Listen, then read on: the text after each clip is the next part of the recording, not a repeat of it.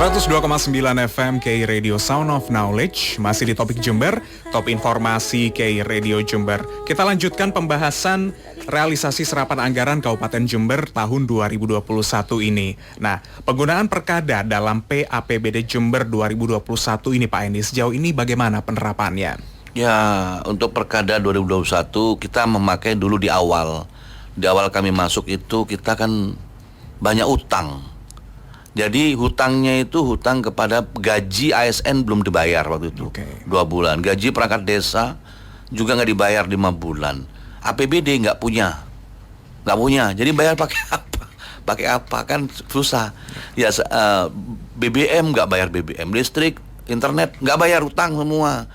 Nah itu baru kami ngajukan surat itu menyampaikan kepada teman-teman DPRD bahwa kita izin untuk memakai perkada. Dan itu kami lakukan perkada untuk di awal saja, untuk segera dibayarkan karena itu kan bagian haknya masyarakat guru-guru GTT PTT itu ASN yang lain, dan itu hak mereka termasuk perangkat desa. Itu saja kami dengan perkada lagi. Oke.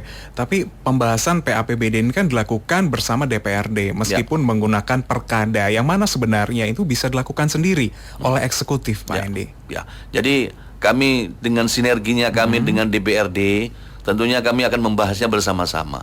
Dan ini bagian dari kebersamaan kami saling mengisi, kita saling mensupport satu dengan antara eksekutif dan legislatif. Baik, Pak Itkon, saya boleh minta pendapatnya terkait hal ini. Oh, mungkin yang dimaksud oleh Mas Ihsan itu kemarin kita kan Pak Bupati, kami DPRD ya dan Bupati melakukan pembahasan PAPBD. Kemudian karena sudah out of date ya kata Kemendagri, nggak bisa itu diperdakan kan gitu kan. Kemudian mekanismenya gimana, pakai perkada. Namun ya nanti mungkin Pak Bupati ya lebih menjelaskan lebih jauh. Cuma yang kami ketahui ya karena ini perkada ya, perkada itu DPRD tidak terlibat. Kalau udah perkada itu wewenang bupati full penuh ya. Jadi cuma sejauh pengetahuan kami saat itu ada fasilitasi dari Kemendagri, dan itu ada berita acaranya ditandatangani oleh beberapa direktur ya Pak Bupati. Ya. Artinya memang iya betul perkada. Cuma di situ ada beberapa item ya kan, item yang diperbolehkan oleh Kemendagri agar Pak Bupati ini mengeksekusi anggaran sesuai dengan hasil pembahasan dengan DPRD. Berarti memang difasilitasi oleh Kemendagri ya. Betul. Pak Itkon, baik. Secara legal formal itu halal. Nah, sekarang juga sudah menjelang akhir tahun ya Pak ya. Tinggal beberapa minggu lagi kita akan menyambut tahun 2022. Apakah Pak Hendi yakin nanti bisa mencapai target serapan akhir Desember ini? Insya Allah. Dan ini tinggal administrasi saja.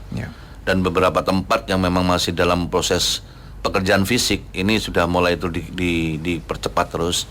Dan kami nanti andai memang kadang ada pekerjaan yang lewat, itu kami stop dan kami lakukan sesuai dengan regulasi kontrak. Seperti apa regulasi kontrak? Ya di penalti. Baik. Begitu saja. Ada strategi tambahan mungkin untuk mengejar karena kita sudah tinggal beberapa minggu ini Pak. Ya harus kerja bersama-sama, harus kerja tim gitu. Kerja tim ini yang tidak terbiasa teman-teman ini.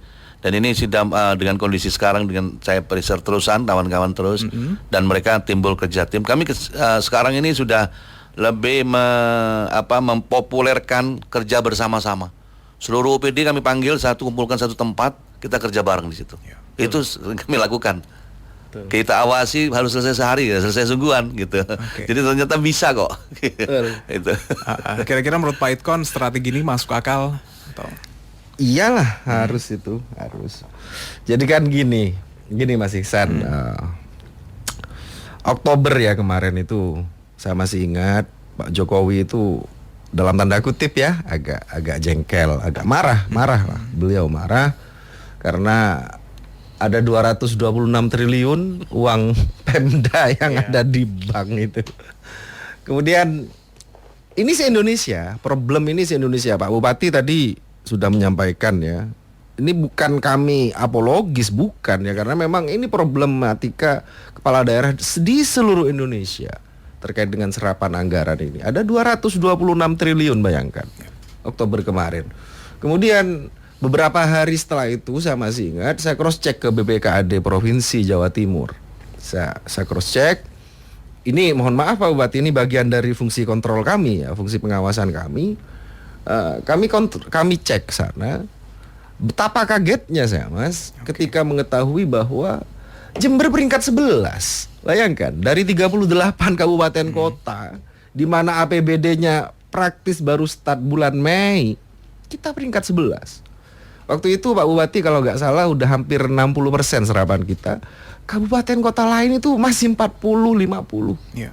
Lah, artinya ini menurut kami di DPRD, wow, ini udah Bupati ini udah bekerja keras ya, udah bekerja keras. Ya, makanya dalam ilmu budgeting itu Mas Ihsan ada prinsip money follow function gitu kan ya. Bahwa duit APBD ini sebetulnya ngikuti fungsi, dan fungsi itu, fungsi-fungsi yang ada di OPD itu. Nah, fungsi-fungsi itu yang membikin iklimnya ya, iklim ekosistem di OPD itu bisa berakselerasi, bisa lambat, bisa lemot. Lah itu Bupati. Gitulah. Okay. Makanya kami menekankan kepada Pak Bupati bahwa penguatan ya, penguatan tata kelola birokrasi di internal OPD itu harus segera dilakukan. Gak mungkin kita membebani, mohon maaf saya, membebani seorang PLT, ya kan, PLT kepala dinas gitu kan, dengan beban anggaran triliunan misalkan. Gak mungkin itu, gak bisa dilakukan itu. Lah makanya harapan kami, saya mewakili 50 orang teman-teman DPRD nih Pak Bupati, untuk 2022 ya, ini bagaimana caranya dah agar supaya anggaran ini sudah bisa dieksekusi di awal-awal tahun. Ya. Pertengahan Januari sudah mulai dibelanjakan ini APBD ini untuk sebesar-besar kepentingan rakyat Jember. Oke. Ini Justru saja. saat ini eksekusinya sudah cukup bagus ya. Menurut saya luar progres biasa. mulai bulan Mei sudah berjalan sampai dengan akhir tahun ini ya. Mana ada Mas Bupati baru 9 bulan menjabat udah ngaspal 400 kilo itu, cari udah se-Indonesia. Saya pengen tahu. Enggak, saya bukan memuji-muji beliau. Iya. Tapi ini bagian dari fungsi pengawasan kami, dan kami mengawasi ini tanpa sepengetahuan beliau gitu loh. Baik. Kemudian kita ke pertanyaan lagi. Ada masyarakat yang beropini seperti ini. Akhir tahun ngebut penyelesaian anggaran, berbagai proyek dilakukan. Kadang fasilitas yang justru masih layak malah diganti. Apakah ini salah satu cara untuk melakukan penyerapan anggaran? Kayaknya enggak lah ya. Enggak. Kami itu tidak amanah kalau saya menyelesaikan seperti itu. Kami tidak takut dan kami tidak malu kalau seandainya memang itu penyerapan anggaran kami dikatakan kurang bagus, tidak ada masalah. Tahun depan akan saya perbaiki. Dan kami juga tidak akan pernah melakukan bahwa itu kalau masih layak untuk menghabiskan anggaran supaya habis. Enggak, itu bagian tidak amanah.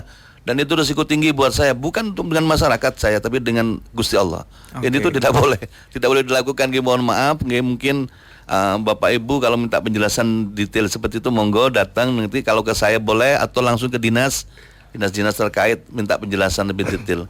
Mungkin ada sesuatu yang harus diperbaiki di situ. Dan itu tidak bisa dihindari, harus mungkin kalau pekerjaan aspal harus diaspal lagi, mungkin begitu. Baik. Kami belum cek di mana lokasinya. Mohon izin nanti kalau bisa diberitahu titik lokasinya. Kalau kami niatnya seperti itu, mungkin OPD yang punya niat yang seperti yang lain, kami akan perbaiki itu. Kami akan memperbaiki menyeluruh di Kabupaten Jember ini, siapapun juga. Oke, dan satu pertanyaan terakhir lagi dari Pak Adit. Untuk masa yang begitu singkat ini, apakah Bapak tidak khawatir kalau terlalu ngebut pengerjaan suatu proyek karena hasilnya malah mengkhawatirkan? Jadi pekerjaan kami itu paling banyak pengaspalan ya. Multi years sebenarnya ya, multi kontrak. Aman dan itu sesuai dengan schedule-nya. Jadi kalau pekerjaan aspal itu tidak bisa kebut-kebutan. Kalau tidak ada risiko di situ dan pekerjaannya standar. Jadi dikebut tidak dikebut ya segitu saja. Tidak dikebut saja nanti cepat selesai, nggak bisa, karena aspalnya harus panas, nggak bisa lengket, rusak semua nanti. Oke. Kecuali kerjaan gedung ya, kerjaan gedung mungkin bisa di speed lah di situ bisa. Oke, baik. Sebelum kita akhiri, dari Pak Hendy mungkin ada yang ingin disampaikan? Ya, yang pertama saya minta kepada masyarakat Jember jaga kesehatan, COVID masih ada di sekitar kita. Nataru tahun baru tidak boleh ngadakan acara rame-rame ya. Di rame-rame kita tahan sejenak karena ada virus baru ini, apa namanya? Bukan popcorn ya. Oke. Omikron. Saya ingat popcorn aja, jagung. Bawaannya bioskop nanti Pak Bioskop. Hendy. Jadi hati-hati, tetap hati-hati. Kalau nggak ada kegiatan nggak usah keluar. Kemana tetap pakai prokes. Dan untuk terkait dengan diskusi pagi hari ini, kami visi misi kami Wiswayai Membenahi Jember ini harus bisa terlaksana jika kita bersama-sama mohon bantuan saran dari masyarakat. Kalau pekerjaan jalan yang kita perbaiki sekarang di desa-desa itu untuk maksimal tonnase truk yang lewat itu maksimal 8 ton saja. Tidak boleh truk-truk besar masuk di situ karena memang kelas jalannya di desa itu kelas 3 dan itu bisa cepat merusak. Sekarang pertanyaan kenapa nggak dibikin kelas 1 saja? Uangnya betul cukup. Dan di desa itu untuk kelas 1 pemakaian jalannya untuk di jalan raya. Jalan kabupaten itu kelas 1. Kalau di desa itu kelas 3. Memang itu aturannya, regulasinya pemerintah ini. Dan kami mohon bantuan ke masyarakat untuk mengingatkan saudara kita yang memakai angkutan truk, angkutan pasir, bahan-bahan yang berat, untuk diingatkan tolong dikurangi tonasenya supaya awet. Nggak jebol semua nanti jalan kita. Kalau truknya sampai 12 ton, 15 ton di situ, insya Allah sekejap saja bulan Januari hancur lebur semua itu nanti. Jadi ini penjelasan Bupati nih terang-terangan karena begitu rusak. Yang rugi bukan Bupati sebenarnya, masyarakat rugi semuanya. Kami cuma melaksanakan pekerjaan sesuai dengan regulasi saja. Saya kira diskusi seperti ini ya harus sudah semestinya digalakkan. Ya. Digalakkan. Dan saya memang sangat berharap kepada warga masyarakat Jember terkait dengan partisipasi publik.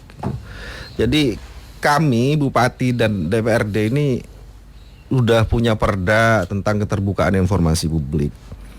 Artinya keterlibatan masyarakat Jember untuk memastikan bahwa APBD ini sudah sesuai dengan asas keadilan, kepatutan dan kemanfaatan untuk masyarakat. Ini yang merasakan masyarakat itu sendiri. Artinya jangan sungkan-sungkan untuk menyampaikan apa saja sudah yang ditemui ya, bahwa Bupati dan DPRD sudah satu suara berkomitmen untuk membawa Jember ini ke arah yang lebih baik. Baik, terima kasih waktunya pagi hari ini Pak Hendy Siswanto selaku Bupati Jember dan Pak Idkon Syauqi selaku Ketua DPRD Jember telah hadir di studio K Radio. Masih. Sehat selalu. Amin. Terima kasih Sobat K dan K Radio semakin keren tahun 2002 harus semakin maju lagi. Amin. Untuk memberikan informasi yang akurat dan terpercaya untuk berjember. Baik, Sobat K, kita akan lanjutkan kembali ke Perspektif Pagi hingga jam 11 nanti. Demikian topik Jember terkait realisasi serapan anggaran Kabupaten Jember.